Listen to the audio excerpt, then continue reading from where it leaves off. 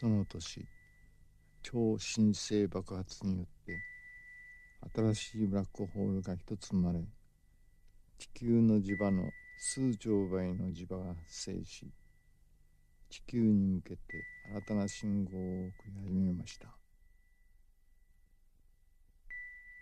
そして確率的には無限にありえない2つの別々の隕石が同時刻にそう離れていない場所に落下するという事件も起こりました。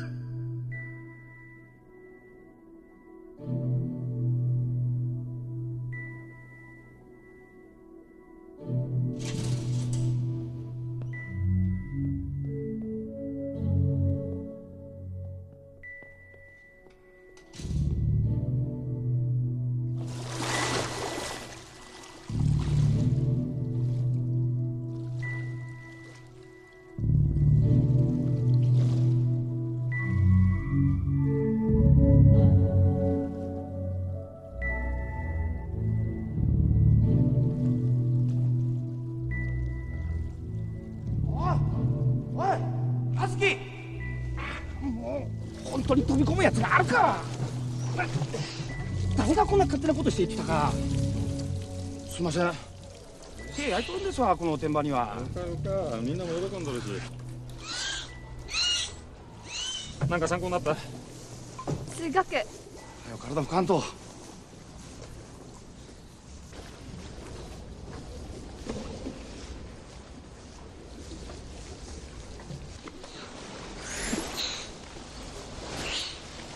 真央君と沖谷君、石戸高校やったね。あ、今度3年です。後輩の池畑、高飛び込みのコーチやった。今度そっちの1年生になる葉月さん、有名人の日本水泳の高飛び込みのホープ。こっちでバイトやっとる。もうサボってばっかりおるけどね。オカルト好きの浮谷君と真の魚と書いて真央っていう名前なんだけど、全然泳げない桑島君。ひょうきんとむっつりの石堂高校の悪い見本。こんな高校生ならんようにせんの。ああ、誤解やな。学業を犠牲にして貴重な海洋生物たちとのコミュニケーションを求めと俺たちのシーンが分かっとらんな。分かったでも何かの縁だから学校であったら力になってやって。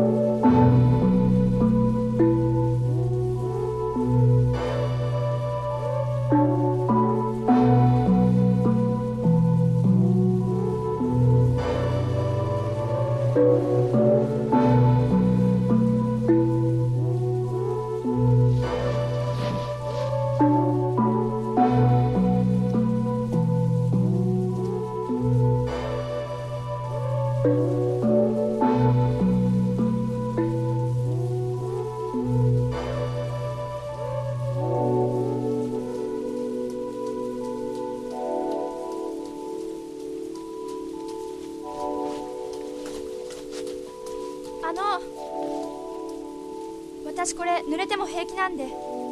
あ、いいよ、俺一眼向こうやけん。ありがとう。送ってくれてありがとうございました。それじゃあ。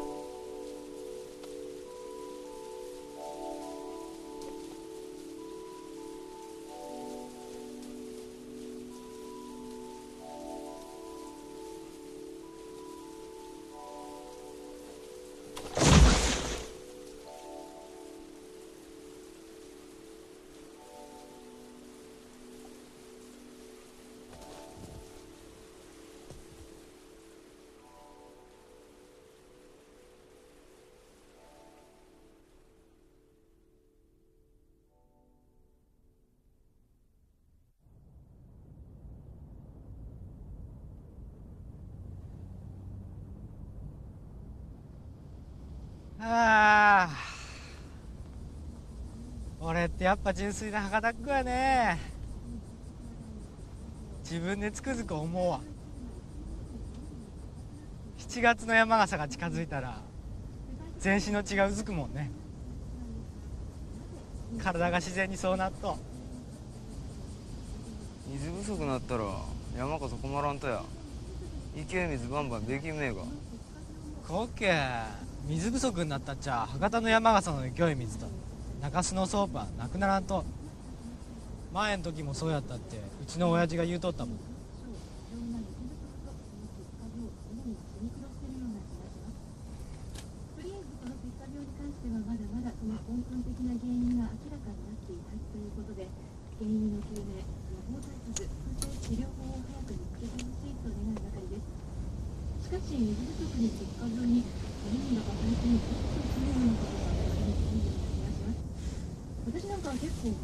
知っとうやまん、今年の8月っていろいろ宇宙で異変が起こるって。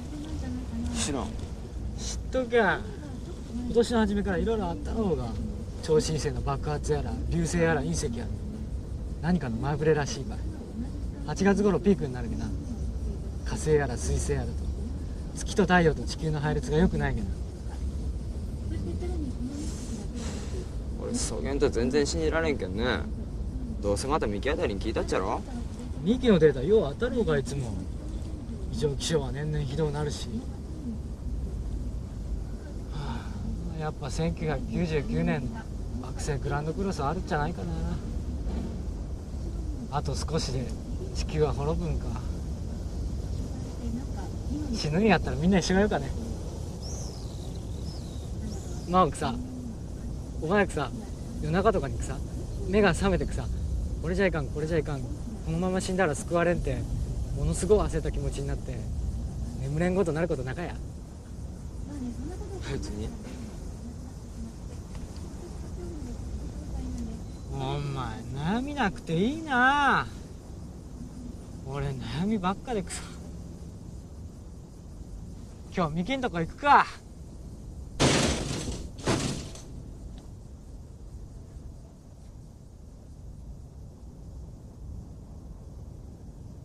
おお、あ、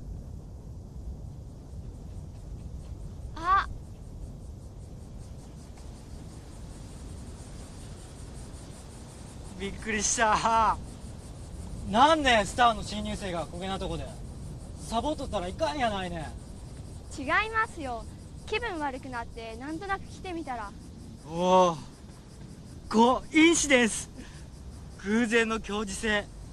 俺たちって縁があるじゃないと。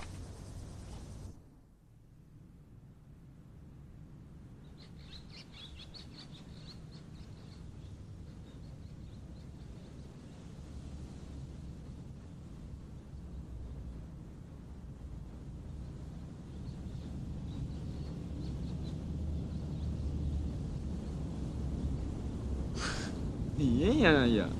ほんとぜ、余裕法が出るって評判やもん、あのミコさんって。この前も隕石落ちてなんか変な遺跡見つかったもんね。あ、知ってます。それお姉さんの旦那さんが関係した仕事してるんで、昔の石のコンピューターみたいなもんなんでしょ。そう、ほんとね。俺知らんかった。真央さんもそういうの好きなんですか。ああ、全然。今日わからん。へえ、どうしてですか。どうしてって。どうしてかいな。さ明日お姉さんの旦那さん会えんかな。明日ですか？うん。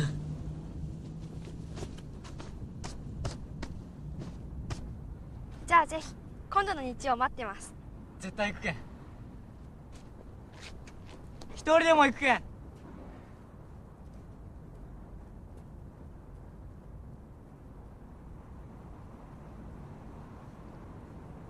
なんやお前、悪かったな邪魔して。汚かず女に興味なかった言いよってから。手がはるかやつやな。違うて、勘違いしやんな。いやんないやんな。二人ば見よったらわかるて。違うて。ほんとね。うん。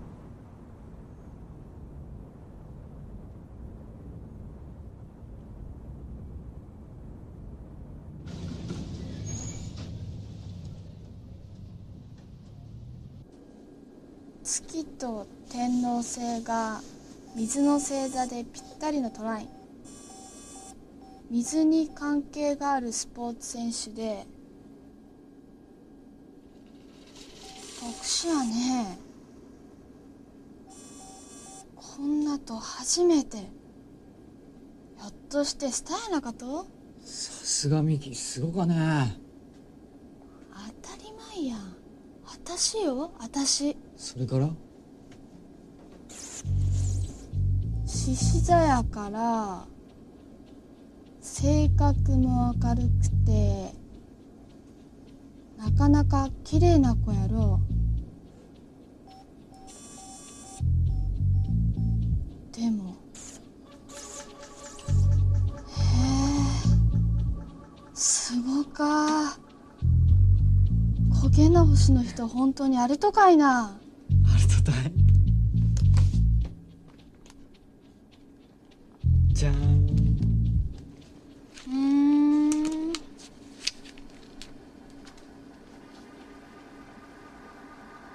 うちの学校やな。知らんかった。光っとるね。うち以外に光っとる人とかおったとね。俺との相性。よかね、やるよ。よかね。よかよ。東流れやもん。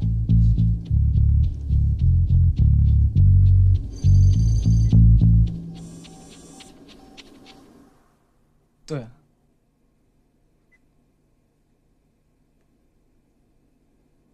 じゃーん、今回はやっぱ全然ダメ。獅子座とさそり座じゃ全然ダメ。月も双子と魚やし相性合わんわ。あんたと青星の人とかおらんてんなかと。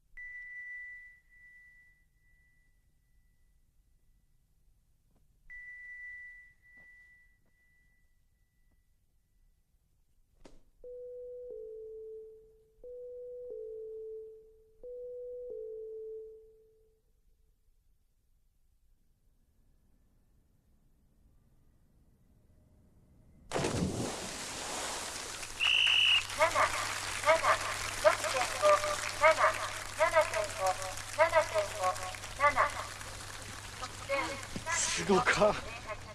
得点累計152.34。次、制限選択飛び 301B1.9 山野井里奈さん。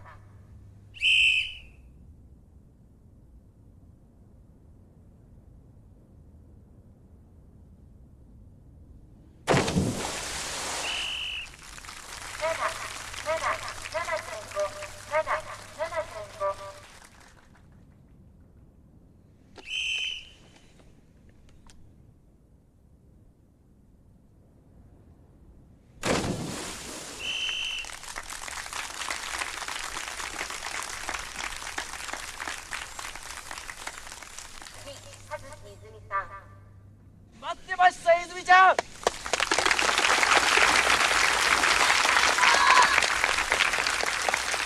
泉ちゃん、かっこよさ。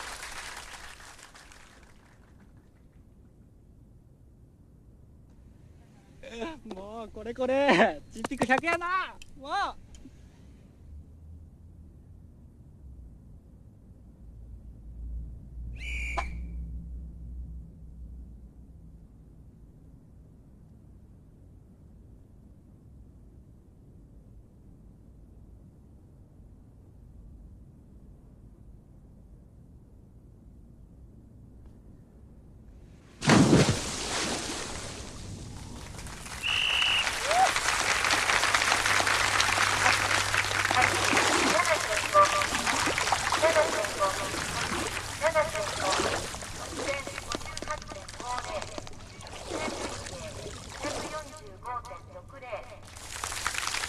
泉ちゃん、泉ちゃん、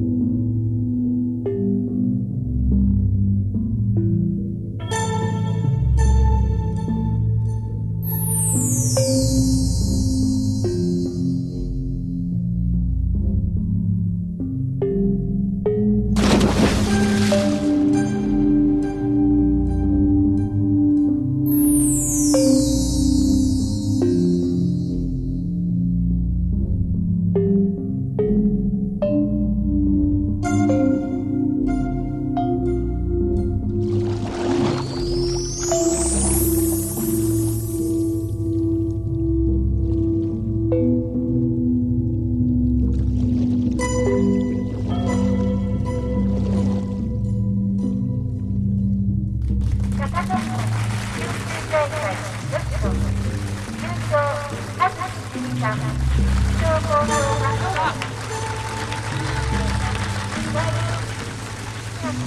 あとは任せてあげる。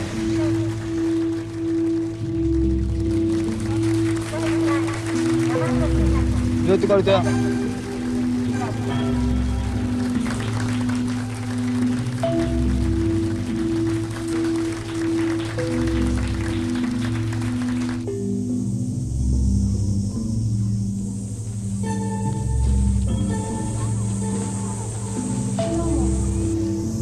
来てもらって嬉しいです。なんか恥ずかしい。あれ、浮谷さんは？用事があるって急に帰った。変なやつやけん。おめでとう。おめでとう。バイバイ。バイバイ。バイバイ。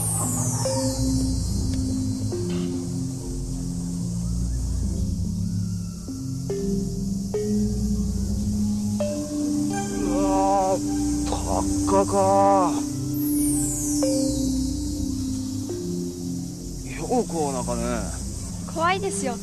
私異常に怖がりだし。なんでできるとこげなこと。不思議ですよね。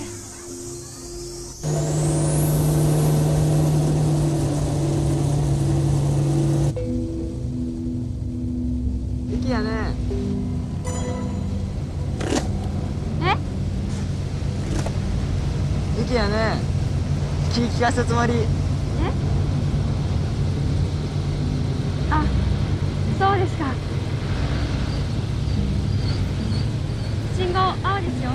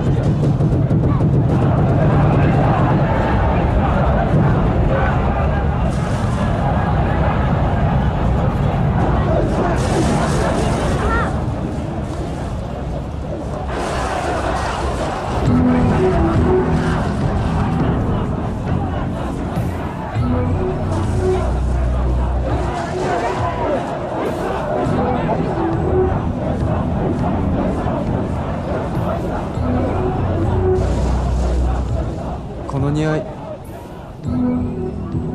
蒸発する水の匂い。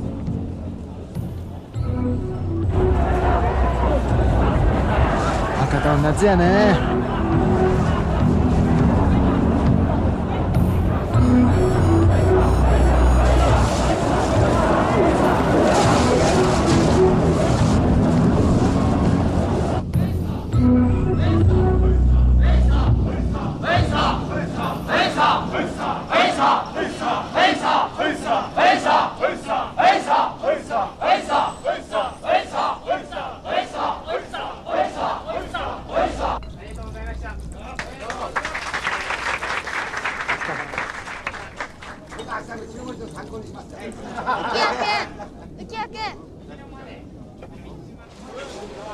何や。もういいから早くついてきてよ。さっきのどう見た？かっこよかった。あ、見た見た見た。かっこよかっあ、かっこよかったかっこよかっなんや。た。分かった、早くちょっと。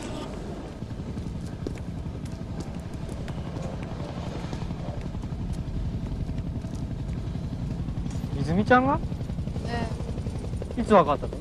昨日の夜ずっと気になっとったんやけど。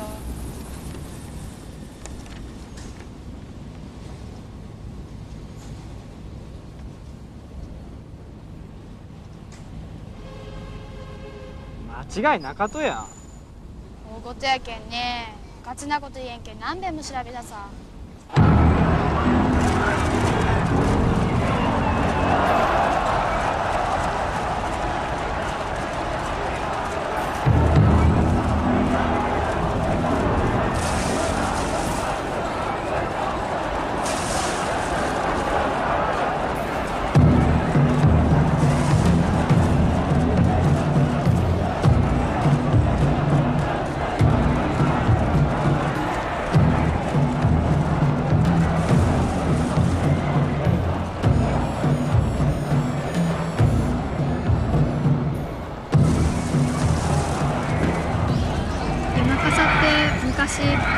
に疫病が流行ったのを鎮めるためにお坊さんが始めたんでしょ。本当知らんかった。病気も逃げてく迫力あるね。お坊さんが台の上に乗って街中を走ってエクソシストみたいに聖なる水をまいて疫病をやっつけたんだって。よう知っとんね、そげなこと。お姉ちゃんのダーリそういうこと研究してんの。それで詳しいの、そういうのに。へえ、すごいっちゃね。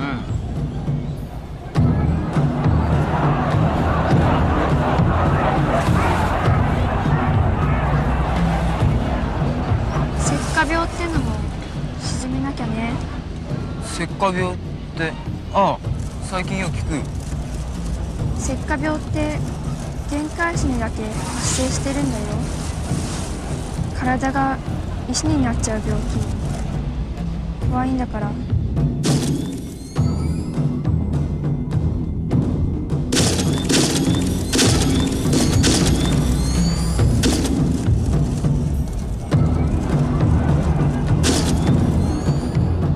どうしようと？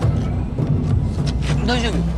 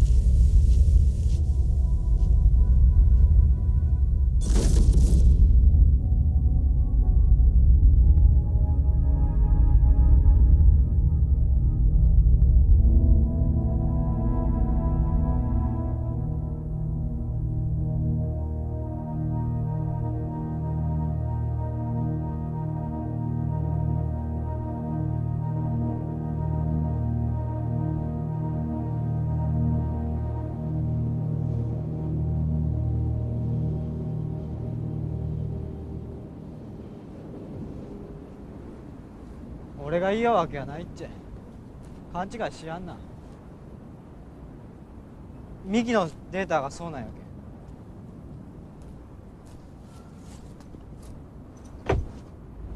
け。身体こげなと笑わせやんな。当たったろうが何回も。テストの山から俺の妹の受験の合格やら。君のこと分かったろうもん。飛び込みのうちなんやから以前関係しとくさ。23日って大事な大会のある日やろうが。どうしようもなかろうもん。だけん心配しとったんや俺もミキも。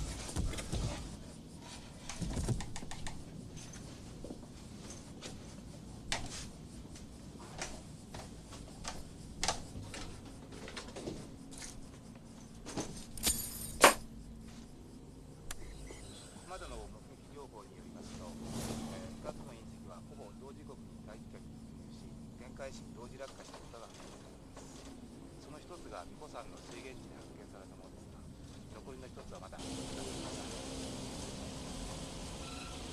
貴重なものなんです。そうですね。2つの隕石は約2000万年も前から天空間を漂っていたといいます。その後太陽系では極めて本当に小さな点でしかない地球の、それもそれほど離れていない場所に同時落下したんですから、それはその確率から考えても極めて貴重な研究材料だと思います。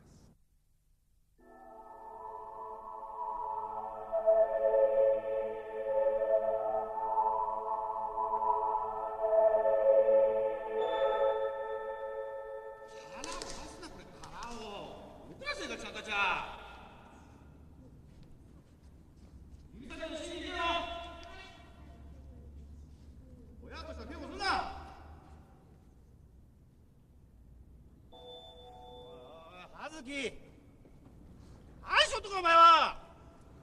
相方が伸びると思ってませんか。気合い入れろよ、気合い。やる気あんのかお前。ひょっとして今度の試合危ないの。開催が深刻なの。会場と日にちが変わるかも。水不足の影響？そう、プール使えないの。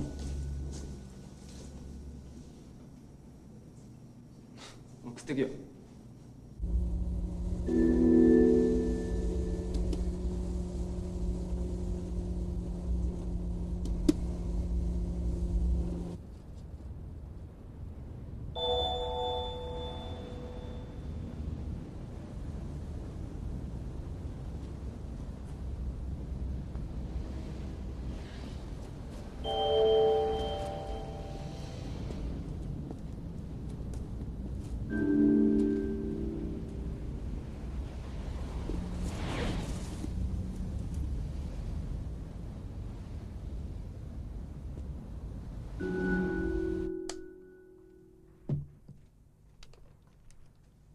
寄ってもらえばよかったのに。顔見たかったし、そんなかっこいい子だったら。うん、でもなってるから落ち着かないし。もう泉ちゃん最近超不規則じゃない？私もなんだけど。こっちに来てからかな。特に変なの。人間の体って微妙だからね。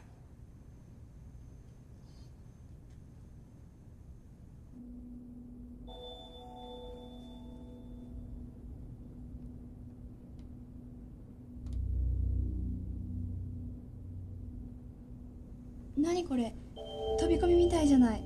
でしょ？これね、この間の隕石騒ぎの時に見つかった遺跡に書いてたペトログラフなの。どういう意味？ダーリンが言うには、最初のが超新星の爆発で、真ん中のが蒸発する石で、最後のがシャーマンの儀式みたいなもんじゃないかって。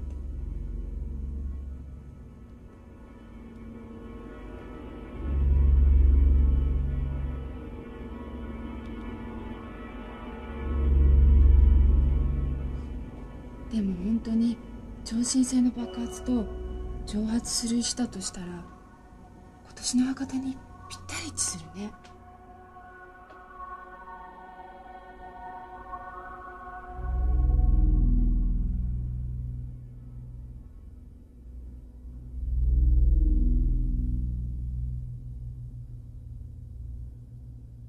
市ではダムの平均貯水率もいよいよ 15.49% となり、23日の午後9時から連続12時間断水の第2次制限給水に入ることになりました。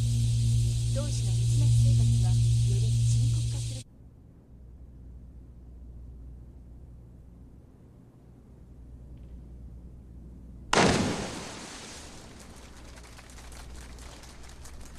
次、4032.0、新宮子さん。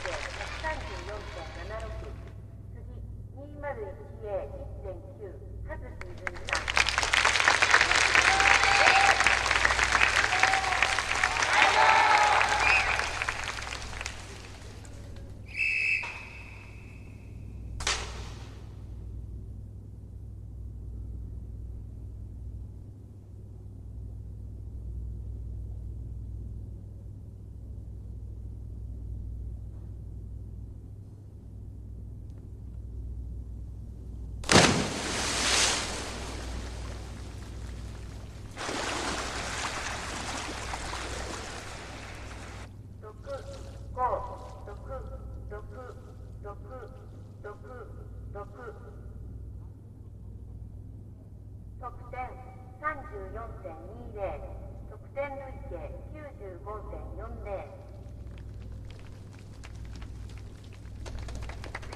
制限選択と4割。2と次がいいんじゃん。開催地のプライドもあって水をなんとか無理に用意したんやて。一旦変更になったんやけど。すまんかった。今更言っても遅いばって全然気にしやんなってな。ミキも応援に来たいって言うとったけど真央に合わせる顔がないと遠慮しとった。制限選択と105B2.3、葉月泉さん。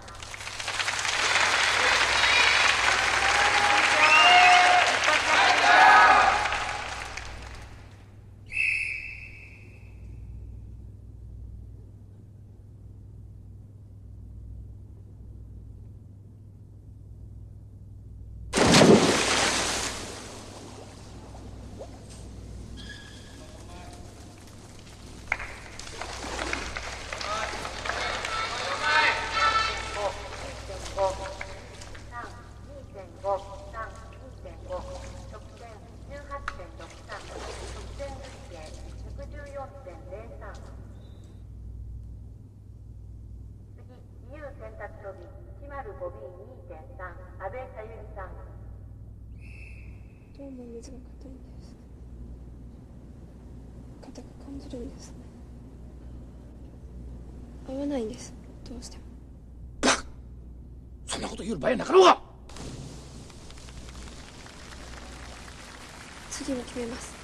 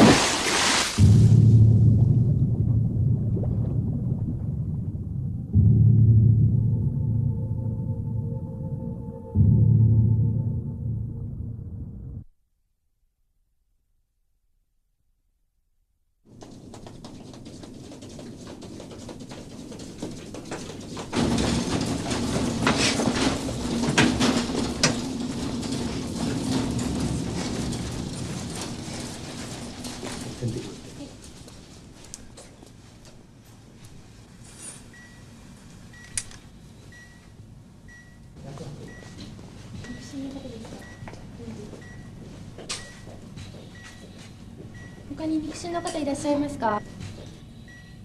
人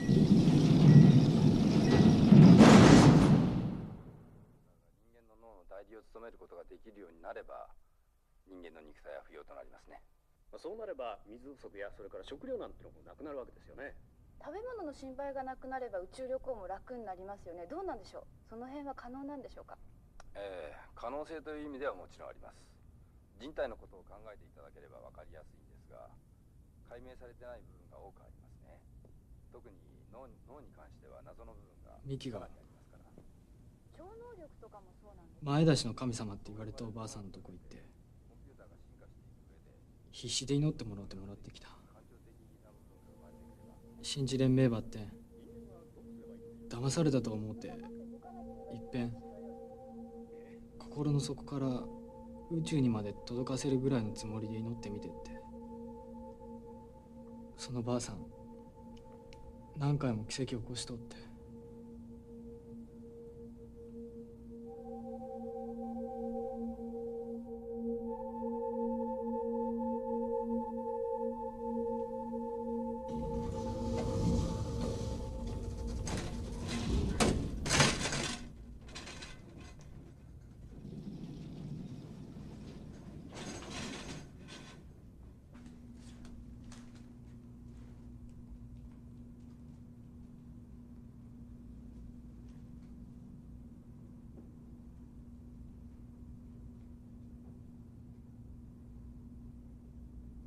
どうしてこうなったのか。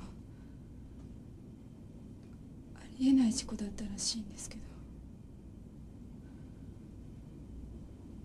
ど、よっぽど運が悪かったらしくて、まだ意識不明の状態なんですけど、朝まで意識が戻らなかったら危ないと言われてます。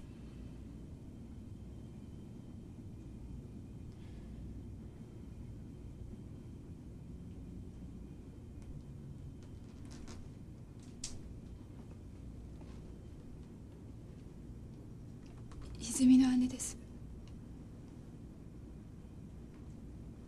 本当に助けてもらったのにすいません。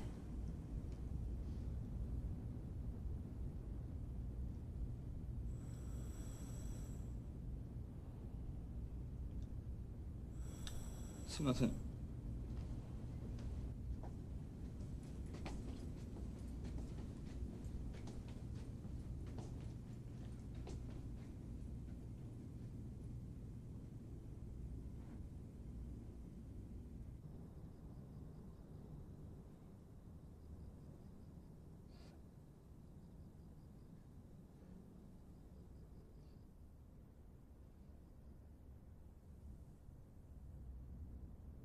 真央君のせいじゃない。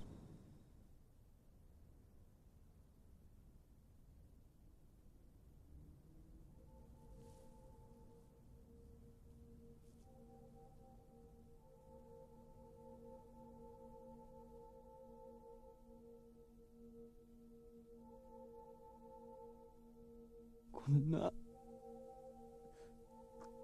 助けてあげることができんだ。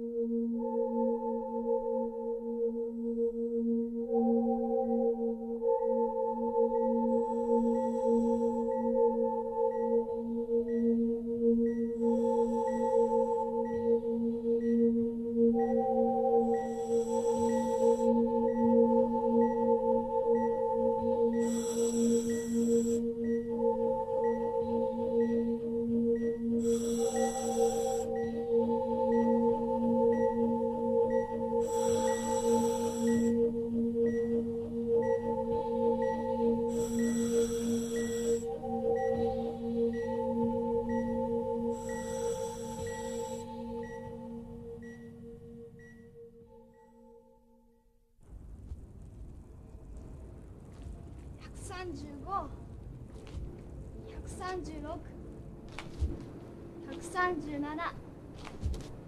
138、139、140、141、ミキ140。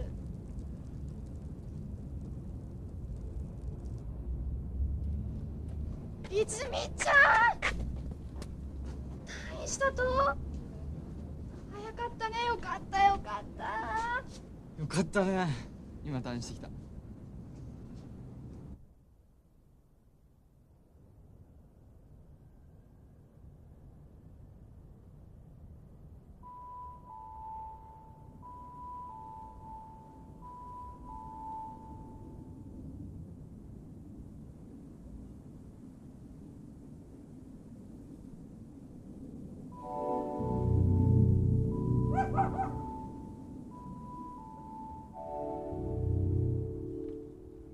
なんかね、目に入るものすべてが懐かしくて新鮮な感じ。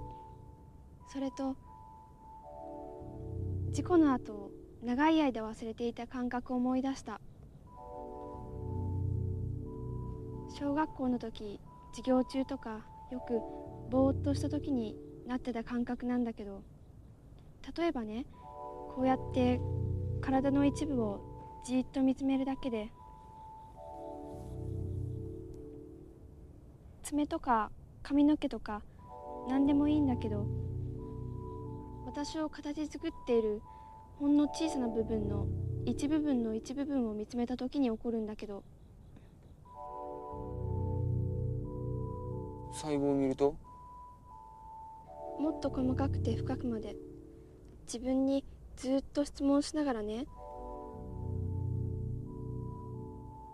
私は私ってことはこれは私でこれも私だからって考えて突き詰めていくと、だんだん自分が細かくなって、空気よりも細かくなって、隣の席の子も前の席の子も机も椅子も床も窓も何もかも全部が粒よりも小さくなって境がなくなっちゃうの。全部が私で。そう考えてゆくと、じゃあ今これを考えてる私は一体誰？何って思って粒より小さくなって、周りに溶けた自分とそれを意識してる自分が別々になってることに気づいて、たまらなく不安になるの。もう戻れない気がして、それで怖くなってその考えをやめるの。そうするとね、決まってすごく寂しくなって、木とか葉っぱとか地面とか水とか石とかが恋しくなって、愛おしくて泣きそうになるの。すぐに校庭に走って出て、でっかい木や地面に抱きつきたくなるほど。でもそんなことできないから、涙をこらえて誰にも気づかれないように授業に耐えるの。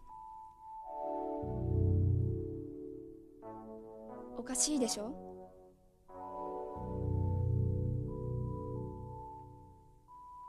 今も同じ気持ちね。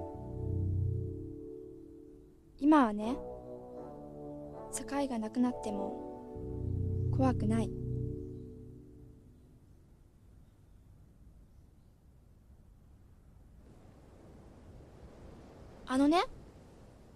死にかけてた時ね。え？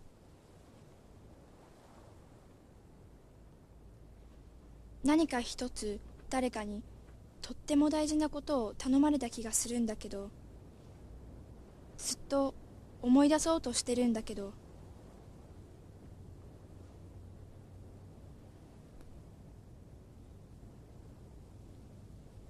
ダメ。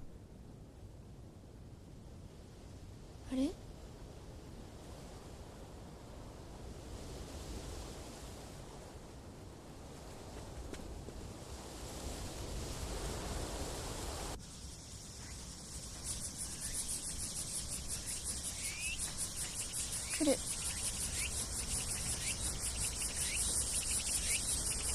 なんか聞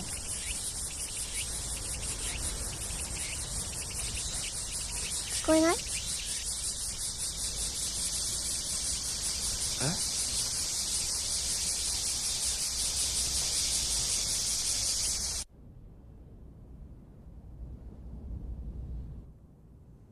これで一目瞭然のように地球の生態系の上で人間は地球に何も貢献しとらん。地球にとっちゃいい迷惑の無用の長物。まあ環境破壊に反対するならとにかく人間が全部いなくなるのが一番いいね。ただ地球の資源を食い潰すだけやからね、人間なんて。わかる？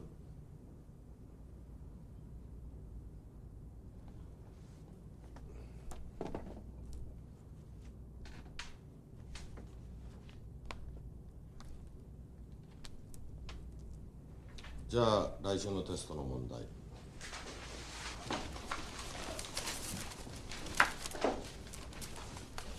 内部環境と恒常性との関係について説明せよ。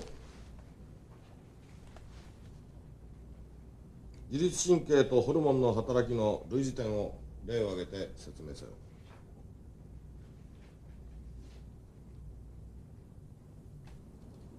オーキシンと屈強性との関係を説明せよ。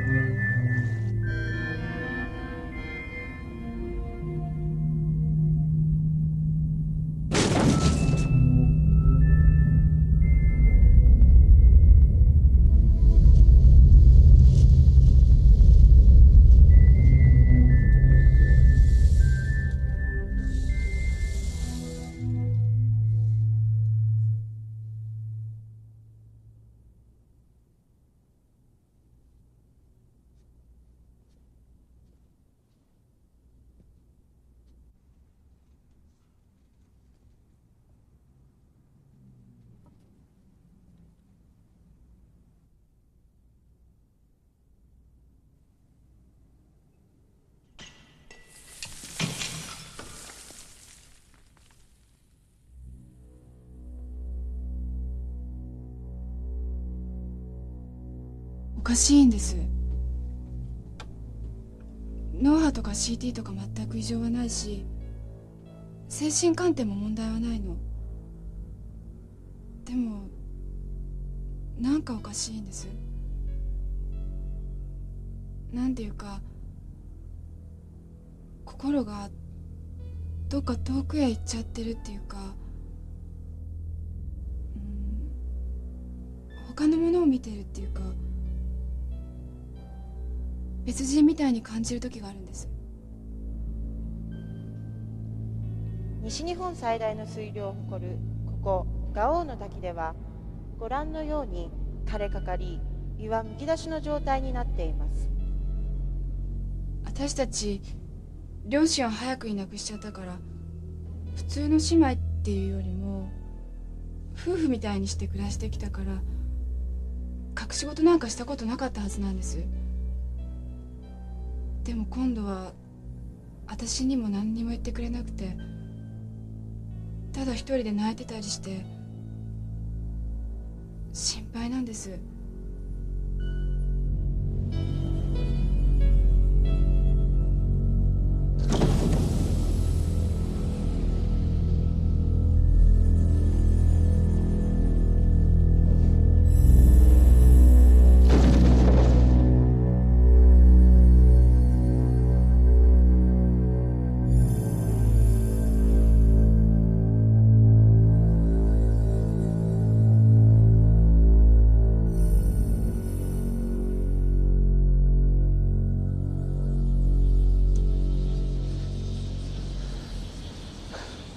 どうしたと、こげなとこで。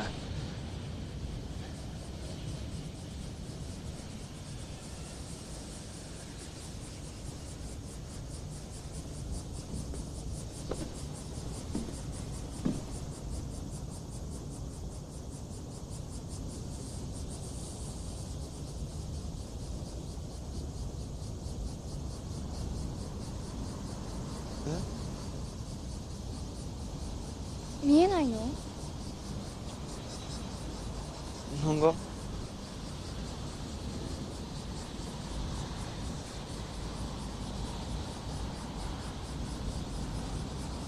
いいの。どうしたと？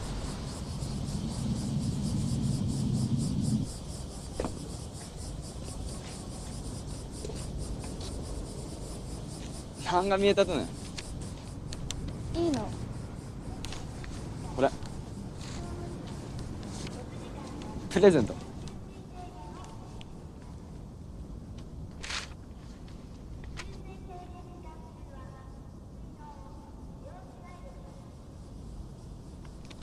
ありがとう。泉欲しがっとったやろこれ。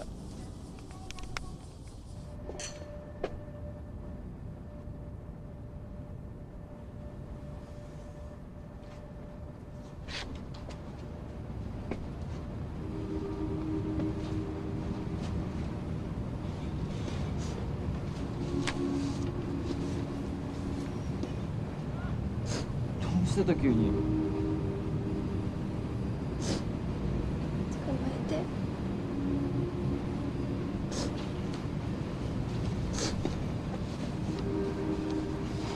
俺がずっとついておけん。捕まえてて。ずっとついておけん。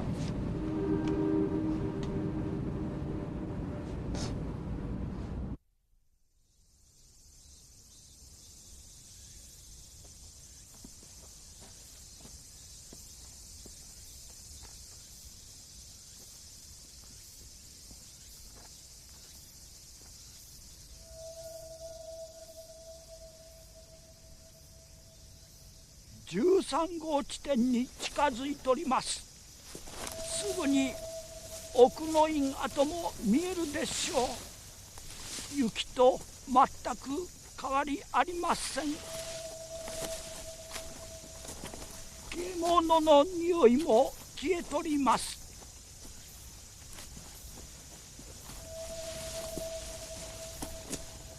あら、なんや、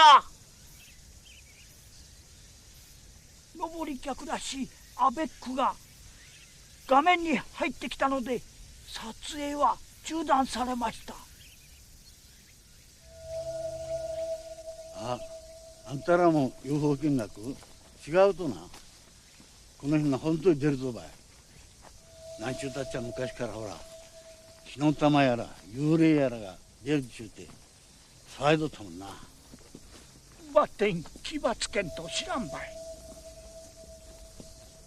神社ば移したとがいかんやったね。ここは特別な場所じゃったとじゃけ。隕石が落ちとうともこの場所が呼び寄せたって言われとうとばい。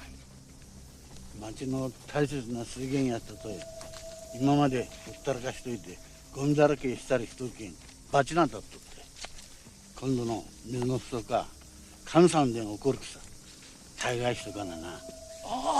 あの遺跡へ行くと若い人に物好きやね。あそこはまた俺たちでっちゃ近づかん特別なとこやからな。行くとはよかばってん気ばつけんと何があるか知らんばい。俺たちは何かあったらいかんと思うてこうして毎日この辺ば記録する使命に燃えとっちゃけんね。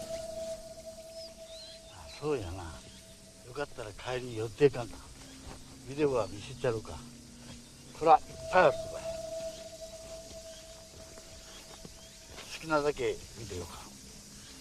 よかけん寄っていきないや。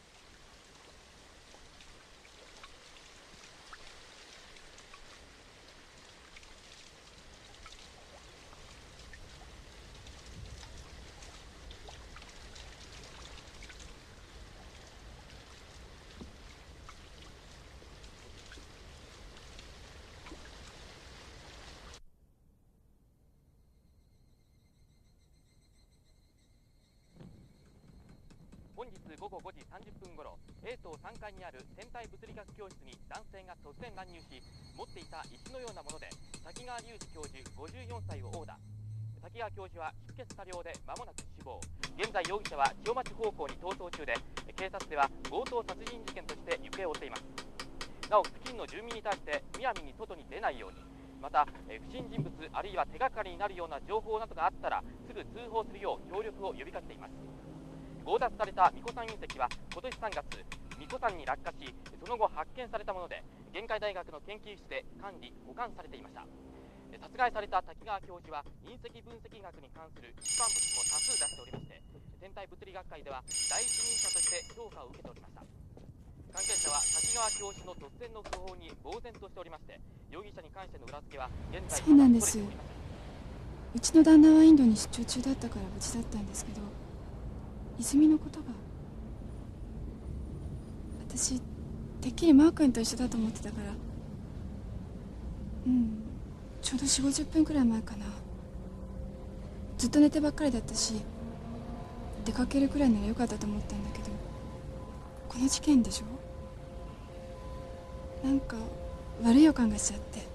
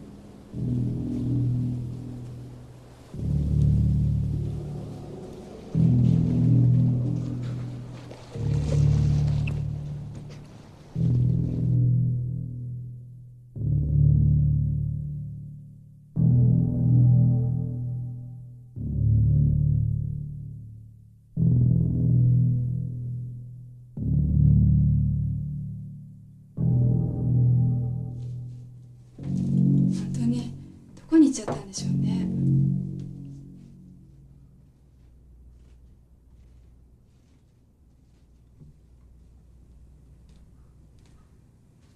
私の取り越し苦労だったらいいんだけど。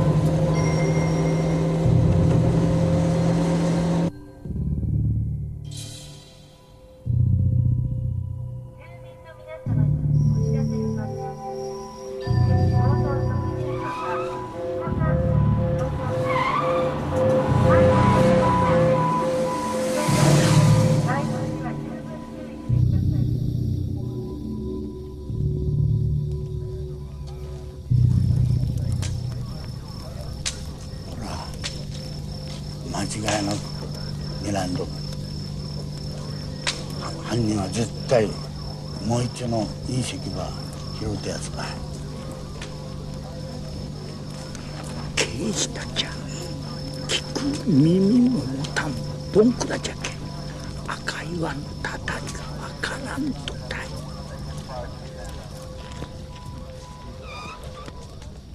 もう確かたい。見たばい、あの嬢ちゃん。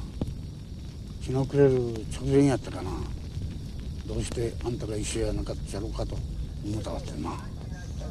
さあ、あれから見かけとらんけん、もう帰っとろうもん。この騒ぎやけんね。あんたも気はつけなな。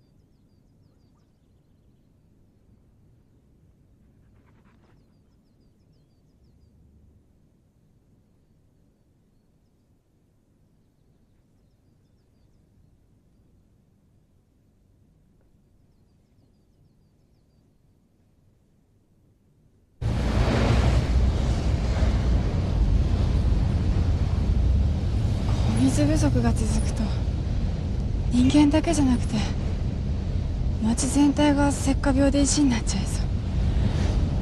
塩ですね。泉がコンピューターとかトランジスタに近づくと石化病になりやすいからやめろって言ってたけど、そう言われてもね。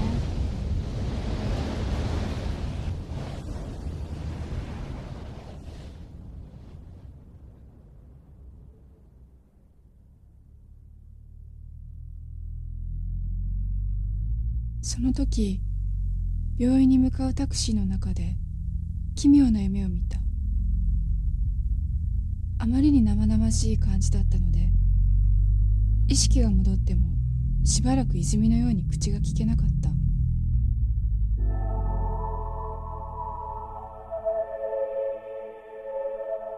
その世界では人間はもう水分を必要とする体は持っておらず、人間としての意識だけが石の結晶のコンピューターチップの中に入り、でもそれが目に見えない電波のようなもので宇宙全体とつながっていて、瞬間的に月の表面やらオリオン座の惑星の彼方やらに移動できて、いつでも他の人間のチップやら宇宙人のチップやらと話したり笑ったり泣いたりできて、とても幸せな気持ちになれた。夢から覚めて私は初めてこの町で進行している石化病のことを考えた。自分たちは遥か遠い昔に宇宙から来た。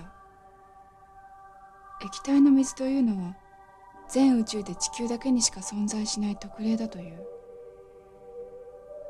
自分たちは石になって再びふるさとの宇宙に帰りたがってるんじゃないか。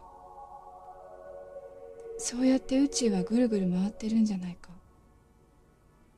そして遥か未来に宇宙のどこかで地球のような水の奇跡が起きて、また水の体を持った人間みたいなものができてくるんじゃないか。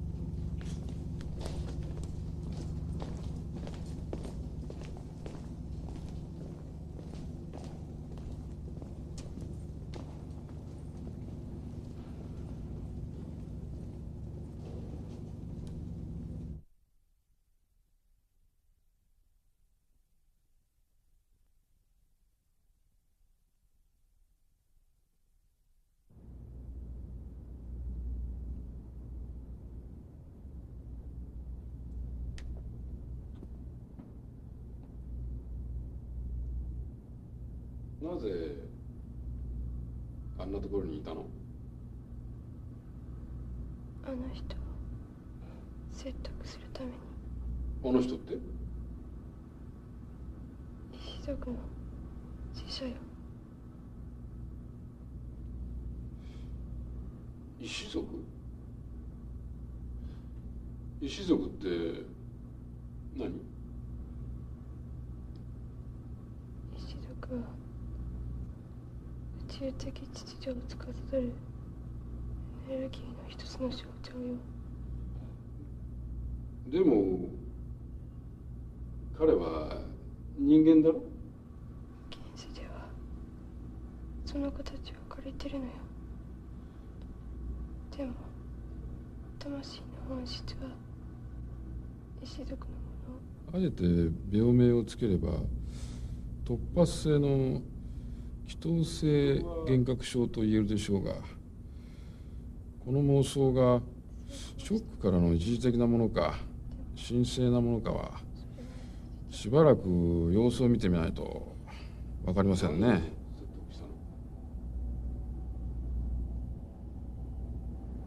ランスの欠如が大きすすぎるの。話し合わないと犠牲が多すぎるから。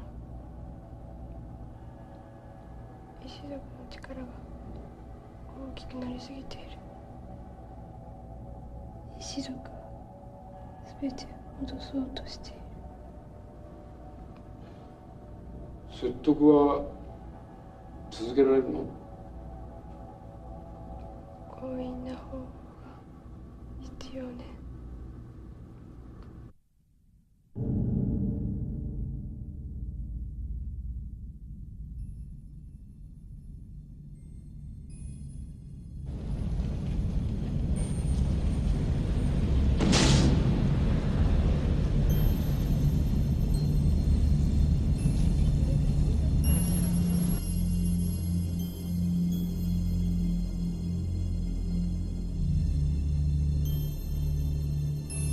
それによってイルカと話をしたり植物と語り合うことができるようになったという。この能力は日を追うごとに高まっていき、ついには神のような存在の声と交信できるようになった。これらは全てテレパシーによる交信であり、言葉は必要としない。そしてこの声との交信によって現在限界市で多発中である石化病の深刻な水不足の根本的な原因を知ったのだそうだ。石化病と水不足の原因は今年の初めに起こった超新星の爆発により変則信号が発生し、その影響で惑星の遷移にズレが、また限界市の水源地である巫女山の磁場に変動が起きた。この事態が直接原因となって限界市の環境や住民たちに大きな影響を与えているのだと。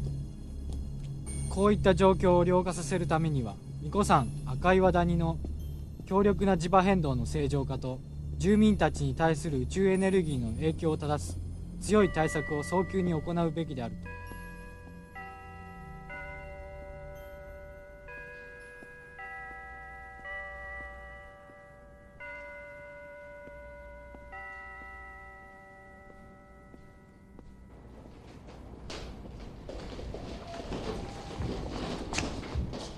泉ちゃん来たぞ。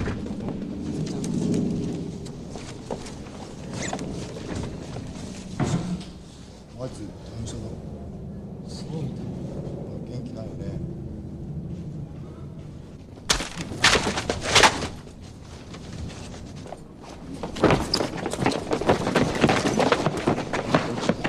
やめろさあお前らそんなことさせた。何が悪いとや。本当のことやけんしょうがなかろうもん。ああこれだけでやめたのか。やめろやめろ。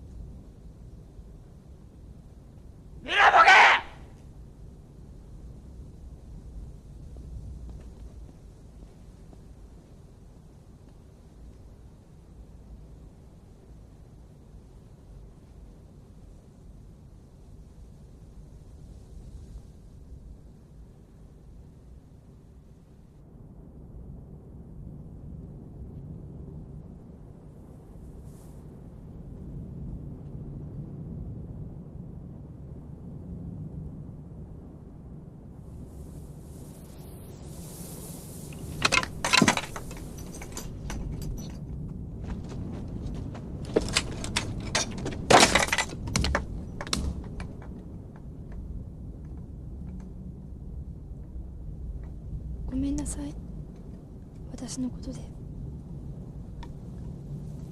もう怒らないで。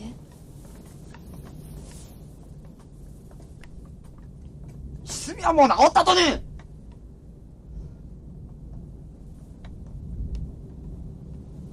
私帰るから。やっぱり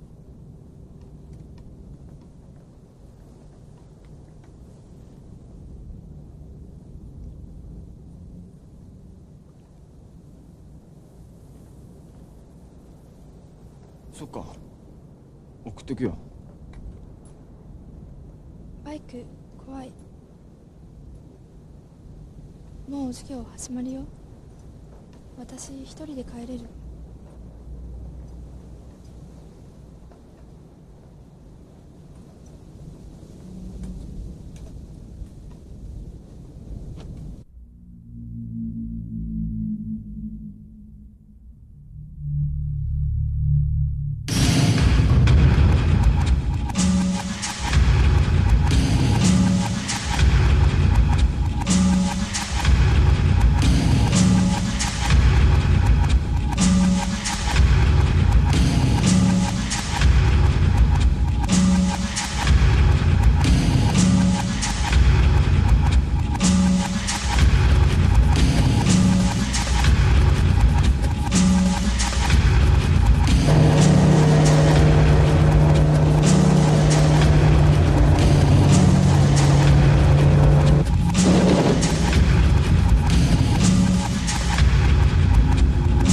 人々が水の神の祈りを忘れた年、天空が輝き、2つの石が落ちてきた。水は絶え、村は石の山に支配された。調和を取り戻すため、選ばれし者が満月のように古いしきたりを執り行った。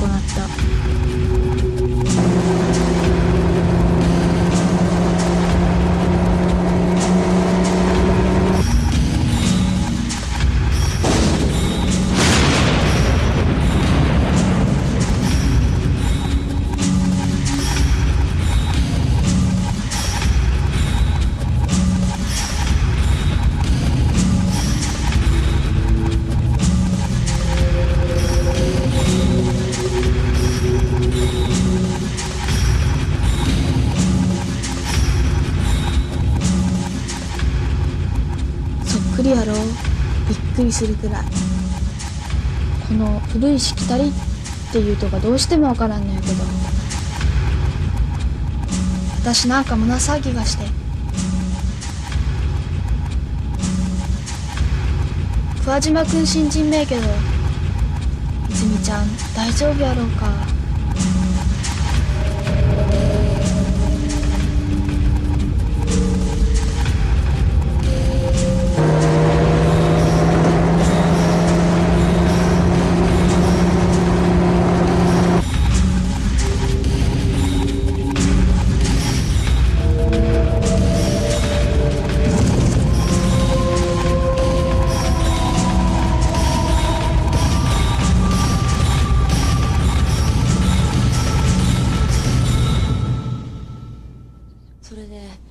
お姉さんが石化病の疑いで倒れたので、容体が落ち着き次第限界大病院の方に移す処置をしているのですが、妹さんの方も発作が激しいので困ってるんですよ。今安定剤を打って落ち着いたところです。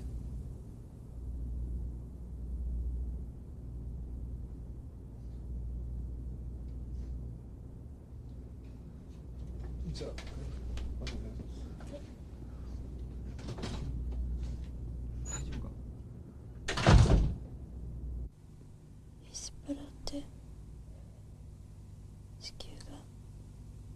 石みたいになっちゃうんでしょ。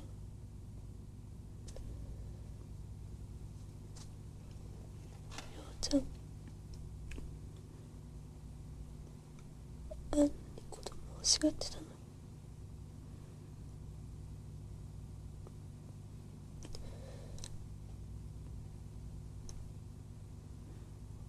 もう持てない。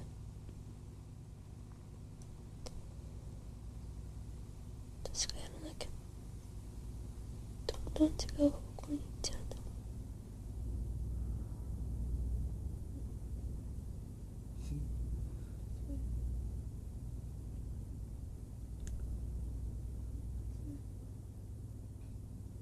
私がやらなきゃどんどん違う方向に行っちゃうんだもん。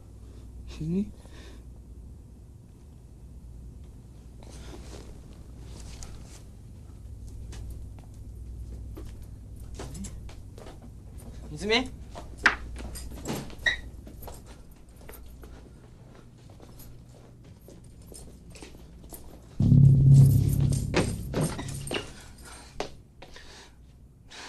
泉どうしたとや。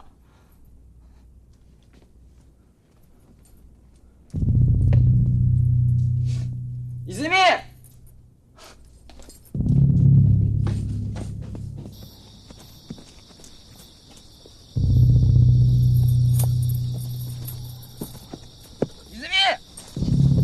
泉どうしたとや、本当に。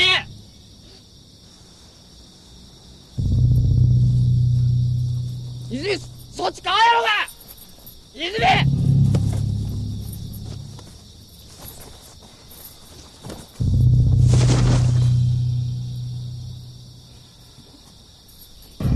バカ。泉しっかりせんか。目は覚ませ。今日はっきり言っちゃる。お前が聞いたり感じたりしとったら守るぞ。お前大事なことから逃げとったい。目を覚ませ。俺んこと分かろうが。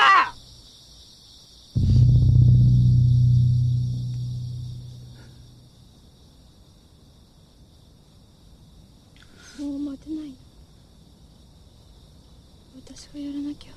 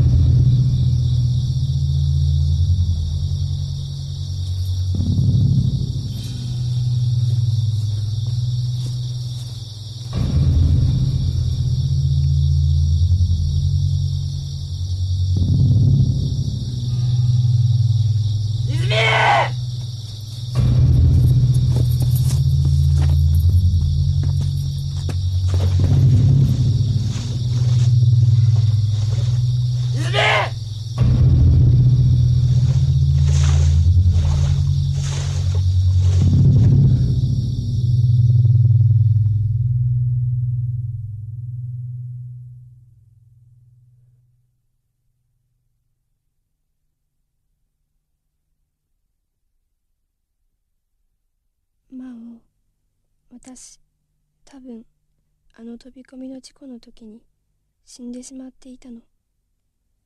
あれから生きていられたのが奇跡なのよ。だから見るものすべて、聞くものすべて、感じるものすべてが懐かしくて愛おしくてすごく素敵だったのね。もう無理して私の心を体の中に閉じ込めちゃいけないわ。私はもう行かなくちゃ。私が生き返った役目を果たさなきゃ。本当にありがとう。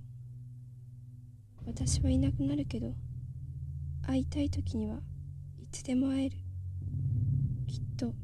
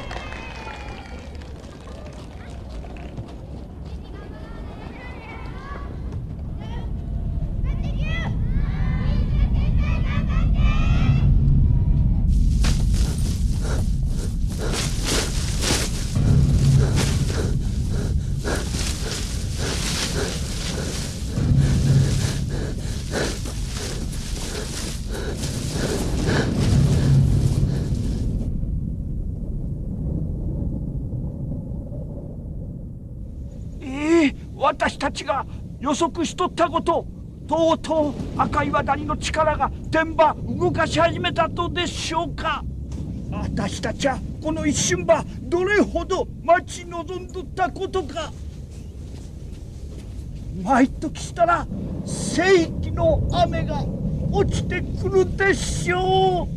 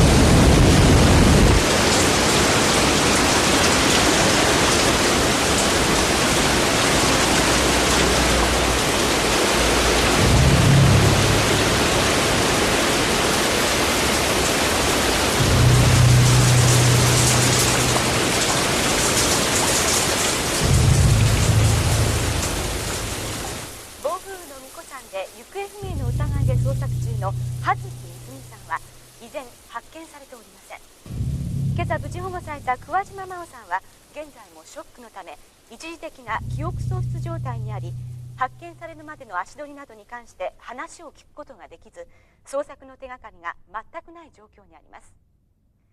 警察消防では一般からの情報提供を待つとともに、捜索の一時打ち切りも含め今後の方針について検討中であるとしています。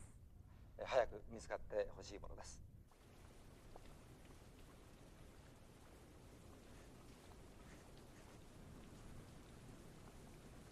泉は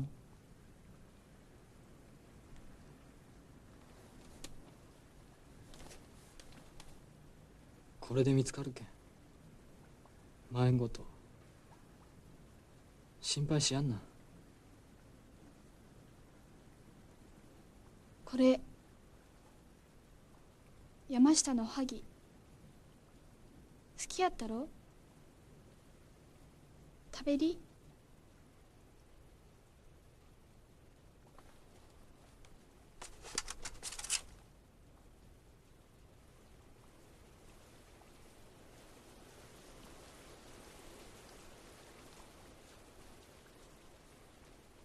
泉はそれ以来行方不明になりました。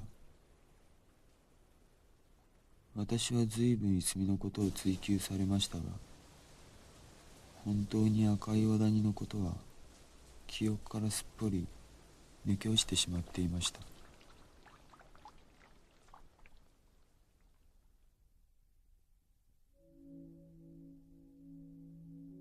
石のようになっていた町を浄化した大雨が止んだ後、不思議なことに町に発生していた赤化病は勢いを失ったのです。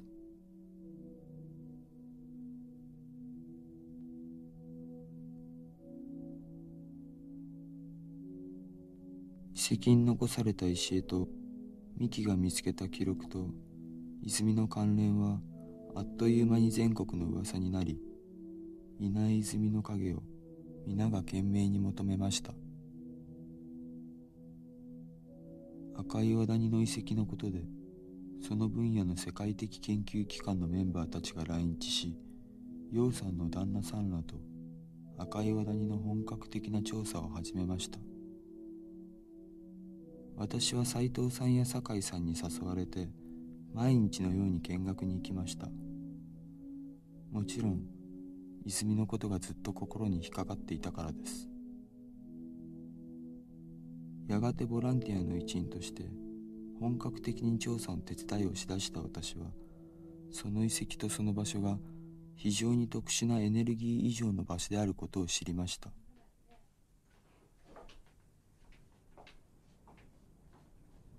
電話でお話ししたこれです。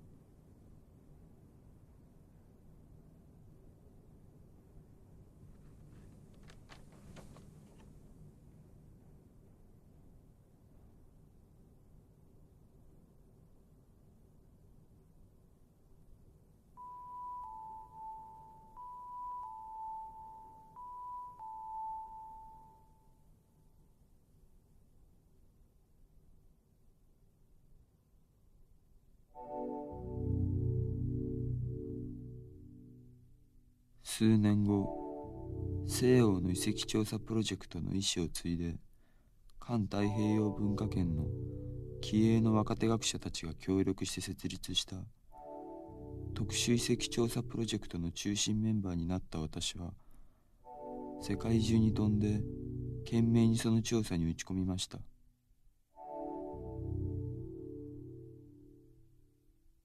泉の日記と泉の体験は、この研究に打ち込む私の人生の心の支えになりましたが、その記憶も年とともに少しずつ薄れていきました。やがて愛する人ができ、結婚をして家庭ができ、いろんな出来事があって、長い長い年月が過ぎ去っていきました。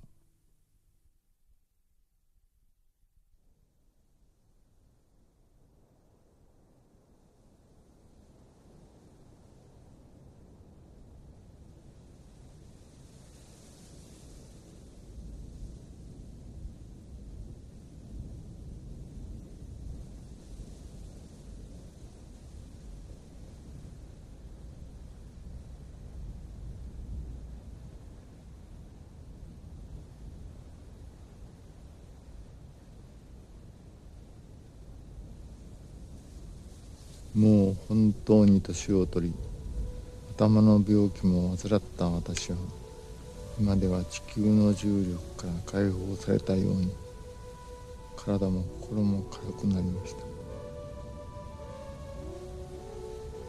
自分の意識が現実か夢か記憶か、生きているのか死んでいるのかさえ定かでなくなる時があります。